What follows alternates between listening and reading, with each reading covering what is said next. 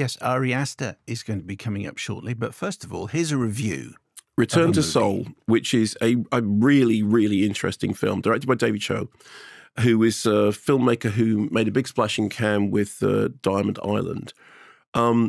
He's a Cambodian-French filmmaker, and he decided that he wanted to make a movie about a Korean adoptee. He had met somebody who had told him a story, and he'd become sort of very interested in it. The life of script consultant Laura Badulf actually very much influences his script. And he was looking for somebody who was French but from Korea, and he couldn't find an actor. And then somebody said, I have a visual artist who is a friend called Park Ji-min, who was born in Korea and moved to France as a child. She has no acting experience at all, but you might want to talk to her because she's very much like the character you're talking about. They then had this intense period of collaboration, and they made this film, which ended up being Cambodia's entry for the 95th Academy Awards. I think it made the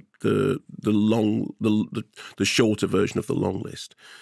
So she plays Freddie. We first meet her when she arrives in Seoul, apparently accidentally. We learn later on that she was meant to be going to Tokyo, but all the flights were grounded. So she decided on a whim to go to Seoul. She had said to her adoptive parents that at some point they would go back, to Korea together. But she's now done this completely on a whim. She meets a woman who is the clerk at the hotel, who sort of sees her as a sort of lost soul and takes her under her wing, and then very quickly discovers that on the one hand she may look vulnerable, but she is also this kind of agent of chaos who takes great pleasure in upturning the sort of social mores and the polite behaviour of the society into which she's landed. Here's a clip. One bottle of soju, please. No, two. 네, 소주 2병이랑 닭발 한 접시 주세요. 네. 친구분이 굉장히 특이하시네요. 어떤 게요? My name, 지완. 감사합니다. Where are you from? France. France? France. 아, 프랑스. 프랑스. 파리바게뜨.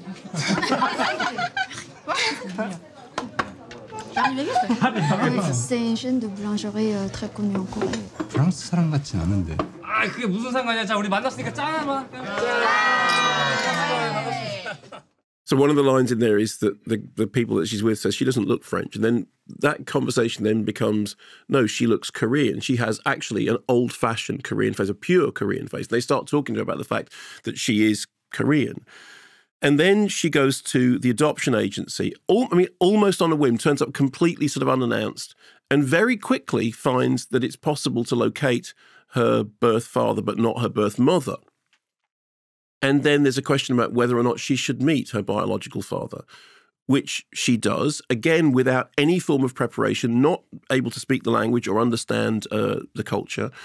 And she is accompanied by this new friend who sort of is acting as a translator, but finds herself thrown into this very kind of, very complex situation.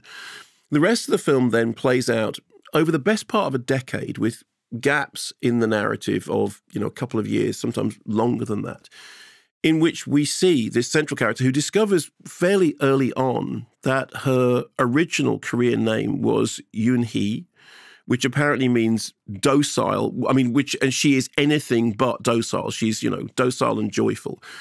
And she is actually this character who's sort of seething with contradictions, full of energy, very, very creative, but also given to bursts of out-of-context dancing and chaos creating, which seems to be something that she does whenever anybody gets close to her.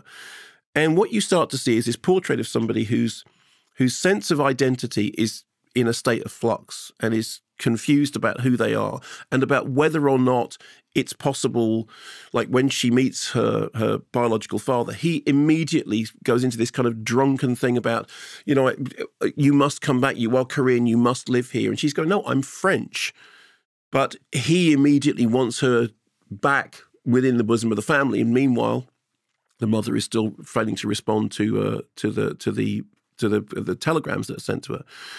And what's really fascinating is that over the course of this drama, which I said plays out over the best part of a decade, we see this central character try on different identities and variously adapt herself and her personality as if she is trying to find an identity that fits her when she's a very, very mercurial character. And she is played, as I said, by Park Ji-min, who has never acted before in her life and apparently was very, very proactive in the script. When she got the script originally from the writer-director, she said there was a whole lot of things about it that she didn't like. There was a whole lot of things in it that she thought were cliched, a whole lot of descriptions of her character that she said, no, she wouldn't do that. She would do this. And they worked very intensely together.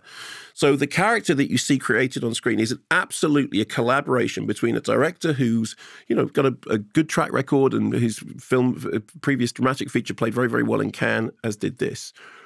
And somebody who is a visual artist who never intended to be an actor, but who took the project on and who threw herself into, and you look at it and you go, I cannot believe that is the first time that she has acted. I mean, over the course of the 10 years, her character transforms so many times, and everything about the transformation is completely convincing, and you're swept up in it. The film makes brilliant use of music. As I said, one of the things that she does is she's kind of given to these bursts of dancing, and there's at one point she dances to this techno track, which has this thumping chorus, which says, I don't need anybody. And I never needed anybody. I never needed anybody. And she's sort of swirling around, and it's kind of ironic because she looks like she's being happy and joyous, but in fact what she appears to be doing is sort of swirling to kind of shut the world outside her out. And then her character goes through a complete sort of transformation in terms of what she is and what she does and the people with whom she is close. And all the way through it, you get this sense of, firstly, this is one person who I can see developing over the course of this. Secondly, the cross-cultural complexity of this. They're having conversations in French, Korean, English. You heard even in that clip, they're sort of jumping between languages. And the different identities that she manages to embody, I thought it was breathtaking. The music is really, really well done. There's a lovely moment in which the father attempts to communicate with his daughter, the biological father attempts to communicate with his daughter by playing her a piece of music that he wrote. And it's kind of like the language can't do this, but the piece of music might be able to. And then it's also very, very aware of the fact that there's a conversation that she has with her mother, her adoptive mother, back home in France, who says, we always said we would go to Korea together, and is clearly very, very wounded by the fact that her daughter has suddenly just gone off and done this walk back into her past, apparently on a whim. Anyway, I thought it was terrific. I thought it was like a kind of a trance of a movie.